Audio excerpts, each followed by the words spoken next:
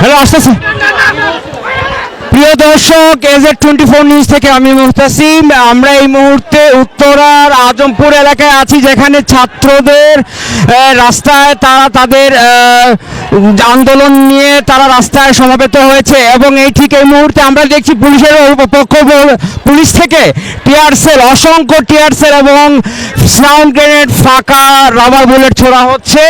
ছাত্ররা পাল্টা ধাওয়া হচ্ছে, ছাত্ররা পুলিশ ছাত্রদেরকে ধাওয়া করছে এবং আমরা দেখছি এই মুহূর্তে অনেক ছাত্র আহত হয়েছে কিছু সংখ্যক।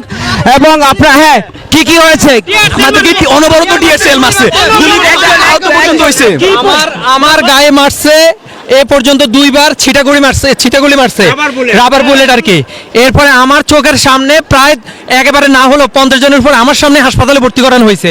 তাদেরকে এখান থেকে আবার ইমার্জেন্সি 5 জনকে 6 জনকে ঢাকা মেডিকেল নিয়ে যাওয়া হয়েছে। আল্লাহ সুবহানাহু ওয়া তাআলা ভালো জানে তাদের কি অবস্থা। যারা এখন এখানে পুলিশি দায়িত্ব পালন করতেছে, আমরা নিঃসন্দেহে বলতে পারি এরা বাংলাদেশি কোনো পুলিশ না, এরা ভারতের কোনো লোক। এগুলা শেখ হাসিনা তো এরা দেশের নাগরিককে মারার জন্য হায়ার করে আনছে। এই স্বৈরাচারী সরকারের আমরা পতন চাই, এই স্বৈরাচারী সরকারের আমরা পতন চাই। এই স্বৈরাচারী সরকার দেশের কোন মানুষকে তাদের অধিকার থেকে বঞ্চিত করেছে। তারা কোনো অধিকার আজ রাজপথে আর পালন করতে পারছে না। সাধারণ ছাত্রদেরকে পর্যন্ত তারা গুলি করতে দ্বিধাবোধ করছে না। এই স্বৈরাচারী সরকারের আমরা পতন চাই। আমার ভাইয়ের রক্ত আমার ভাই মরল কেন? প্রিয় দর্শক, আপনারা দেখছেন উত্তাল ছাত্ররা। আমার ঠিক পিছনেই আপনার পুলিশ এবং পুলিশের সকল আইনশৃঙ্খলা রক্ষা করা বাহিনী, তারা তাদের পজিশন থেকে ছাত্রদের প্রতি তাদের করছে। এদিকে ছাত্ররাও তাদের আন্দোলনে এখনো পর্যন্ত তারা অটল অবস্থায় আছে। আমরা একটু আপনাদেরকে সামনে দেখাবো আর সামনের চিত্রটা দেখানোর চেষ্টা করব যে আসলে কি হচ্ছে।